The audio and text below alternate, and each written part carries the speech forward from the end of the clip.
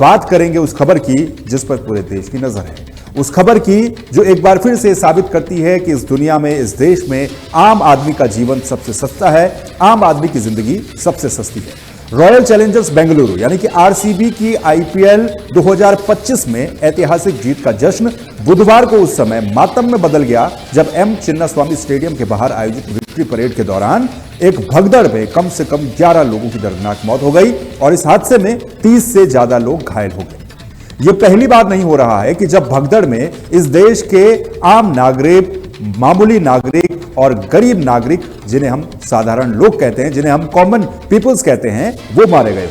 हमारे देश में अगर कुछ सबसे सस्ता है तो वो है आम आदमी की जान। कभी किसी धर्मगुरु को महान बनाने में, कभी क्रिकेटर्स को सर्वोपरि बनाने में। यह अच्छी बात है कि क्रिकेट के फैंस होते हैं, बहुत सारे होते हैं, वो खिलाड़ी जो बड़े मंच पर परफॉर्म करते हैं अपने देश के लिए, अपनी टीम के लिए, उनके फैंस भी होने चाहिए। लेकिन किस हद तक होने चाहिए और उन फैंस का ध्यान क्या टीमों को नहीं रखना चाहिए जो आज जो कुछ भी हैं उन्हीं फैंस की बदौलत है। यानी कि चाहे आरसीबी की टीम हो या दुनिया की कोई सी भी टीम हो, ये आज जो कुछ हैं अपने फैंस की बदौलत ही हैं। लेकिन उन फैंस की जिंदगी की कीमत क्या है, यह हमें कल की घटना के बाद पता चलता है। अब इस घटना का पूरा विस्तृत विश्लेषण मैं आपको बताता हूं। अप्रत्याशित भीड़ और कुप्रबंधन का शिकार यह पूरी विक्ट्री परेड हो गई। आरसीबी ने 18 सालों के लंबे इंतजार के बाद पहली बार आईपीएल की ट्रॉफी जीती थी, जिसके कारण प्रशंसकों में भारी उत्साह था। अनुमान के अनुसार स्टेडियम की 35,000 की क्षमता के बावजूद भी 2 से 3 लाख लोग अपने खिलाड़ियों की एक झलक पाने के लिए चिन्नास्वामी स्टेडियम के बाहर जमा हो गए। इतनी बड़ी भीड़ के लिए पर्याप्त व्यवस्थाएं नहीं की जा सकी, जिससे स्थिति बेकाबू हो गई और उसके बाद यह भगदड़ मच गई। देखिए, यह पहले से ही प्रेडिक्टेड था कि अगर आरसीबी फाइनल जीतती है आईपीएल का तो वो 18वें साल में फाइनल जीत रही होगी।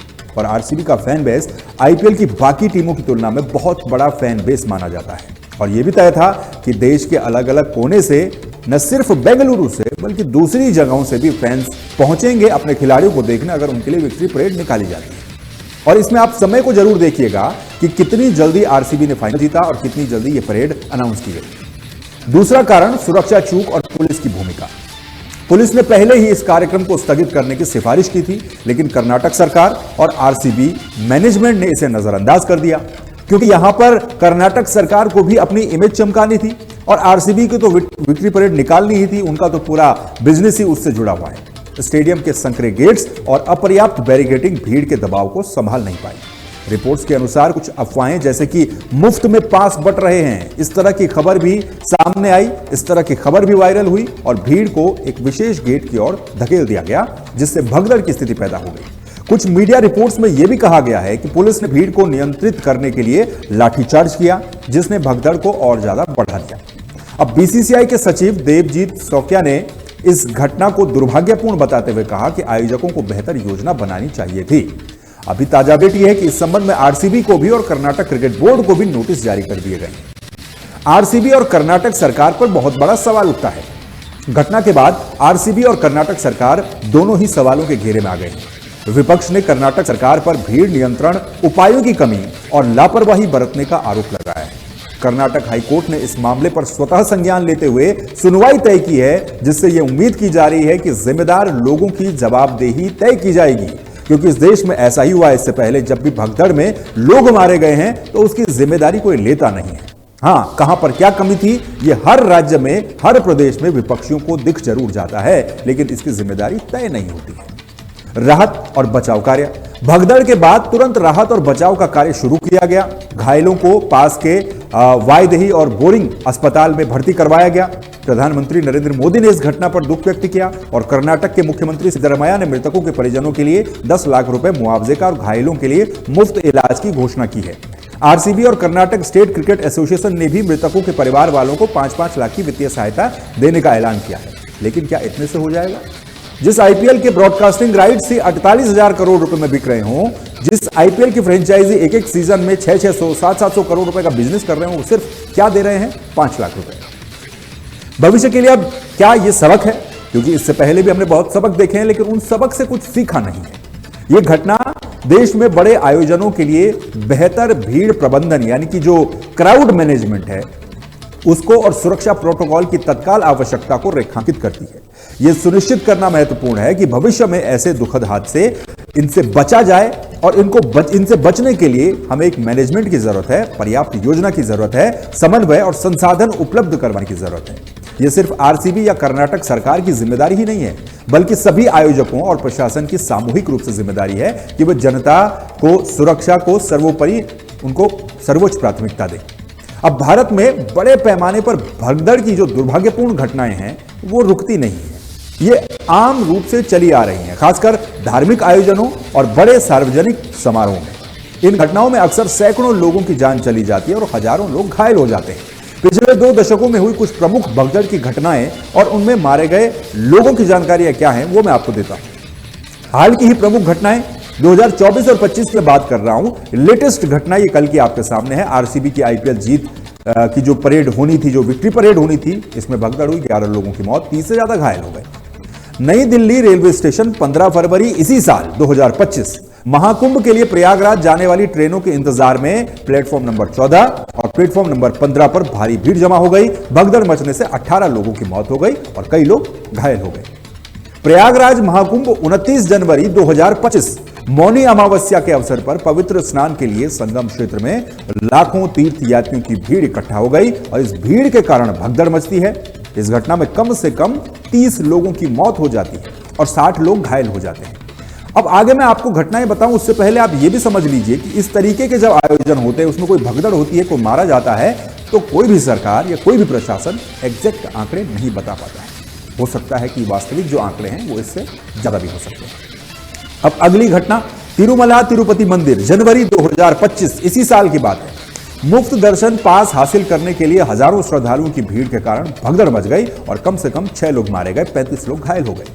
हाथरस, उत्तर प्रदेश, 2 जुलाई 2024 पिछले साल की यह घटना आपको याद होगी। एक बाबा को भगवान बनाने के लिए किस तरह से वहां पर भीड़ लग गई और उसके बाद जो हुआ सबने देखा। नारायण साकार हरि उर्फ भोले बाबा के सत्संग में भारी भीड़ के कारण भगदड़ मच गई। इस घटना में 121 लोगों की मौत हुई, जिसमें ज्यादातर महिलाएं और बच्चे थे और सैकड़ों लोग घायल हो गए। जहानाबाद, बिहार, 12 अगस्त 2024 मखदूमपुर इलाके में बाबा सिद्धनाथ मंदिर में भगदड़ मचने से 7 लोगों की मौत हो गई और 9 लोग गंभीर रूप से घायल हो गए। दिल्ली कालकाजी मंदिर 2024 कालकाजी मंदिर में एक चबूतरा ढहने से भगदड़ मच गई, जिसमें कई लोगों की जान चली गई। मृतकों की सटीक संख्या उपलब्ध नहीं है इस पूरे मामले में। ये पिछले 1 साल की घटनाएं हैं जो मैंने आपको बताई।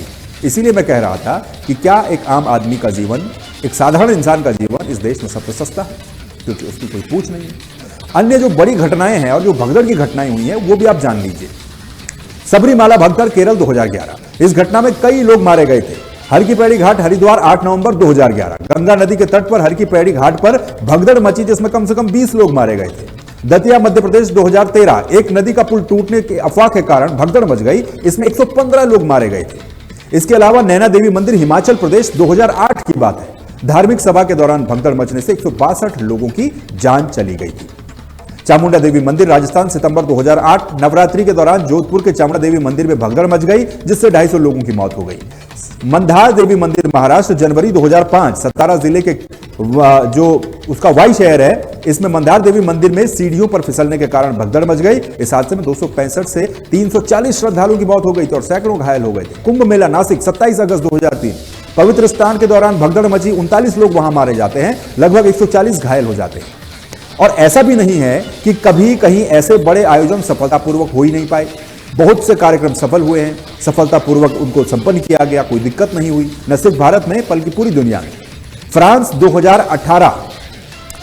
2018 वर्ल्ड कप जीता, उसके बाद वहां विजय परेड यानी कि विक्ट्री परेड निकाली गई, जो कि कल आरसीबी भी करने वाली थी और इसमें 1 मिलियन से अधिक लोगों ने हिस्सा लिया था। 1 मिलियन से अधिक लोगों ने इसमें हिस्सा लिया था, लेकिन वहां पर कुछ भी नहीं हो पाया। कड़ी सुरक्षा व्यवस्था और योजनाबद्ध आयोजनों से कोई हादसा नहीं हुआ। ये तस्वीरें आप जो इस समय देख रहे हैं, ये अर्जेंटीना की है। 2022 का वर्ल्ड कप अर्जेंटीना ने जीता। मेसी वाला वर्ल्ड कप एम्बापे के हराया था, वो आपको याद ही होगा। विजय परेड, विक्ट्री जुलूस निकाला जाता है। 4.5 मिलियन, लगभग 45 लाख लोग जुटते हैं, लेकिन 45 लाख लोगों की भीड़ के बावजूद भी परेड में कोई बड़ी घटना नहीं हुई। हालांकि भीड़ बहुत अधिक होने के कारण इस परेड को बीच में रोकना पड़ा था। सिर्फ दुनिया ही नहीं बल्कि अपने भारत में भी ऐसे सफल आयोजन इससे पहले काफी ज्यादा हुए हैं। 2007 T20 वर्ल्ड कप जीतने के बाद विक्ट्री परेड टीम इंडिया की निकाली गई, 2011 वर्ल्ड कप जीतने के बाद विक्ट्री परेड निकाली गई, और ये जो तस्वीर इस समय आप देख रहे हैं हाल ही में ताजा T20 वर्ल्ड कप जीतने के बाद एक परेड हुई थी जो मुंबई में निकाली गई थी। वहां तो एक तरफ मुंबई का समंदर था और दूसरी तरफ नीली जर्सी में इंडियन क्रिकेट टीम के फैंस का समंदर था। ओपन बस में वहां भी टीम निकली, लेकिन कुछ नहीं हुआ। जहां मैनेजमेंट होना होता है वहां पर हो ही जाता है, और जहां मैनेजमेंट नहीं होना होता है वहां पर क्या होता है, वही होता है जो बेंगलुरु में कल आपने देखा। अब इसमें दिक्कत यह भी है कि एक तरफ बाहर लोग मर रहे थे, अंदर सेरेमनी लगातार कंटिन्यू चल रही थी। हो सकता है कि खिलाड़ी इससे अपडेटेड ना हो, उनको पता ना हुआ हो, चाहे वो विराट कोहली हो, जो तमाम प्लेयर हैं, आरसीबी के कैप्टन हैं, उनको पता ना चला हो। लेकिन क्या आरसीबी की मैनेजमेंट को भी पता नहीं चला था? और आरसीबी की मैनेजमेंट क्या दे रही है? 5 लाख रुपए। अब ऐसे में जवाबदेहियों का तय होना बहुत ज्यादा जरूरी है, क्योंकि महाकुंभ से लेकर और आरसीबी के विक्ट्री परेड में मची ये भगदड़, ऐसी स्थिति में इस देश में जो आम आदमी है वो हर जुलूस में अपनी जान गंवाता रहेगा, लेकिन उसको पूछने वाला, उसकी जिम्मेदारी तय करने वाला कोई नहीं होगा। हम और आप आम आदमी जो इनका हिस्सा बनते हैं, जो किसी धर्मगुरु को महान बताते हैं, जो किसी क्रिकेटर के फैंस बन जाते हैं, और इस तरह की भगदड़ में मरता कौन है? आम आदमी।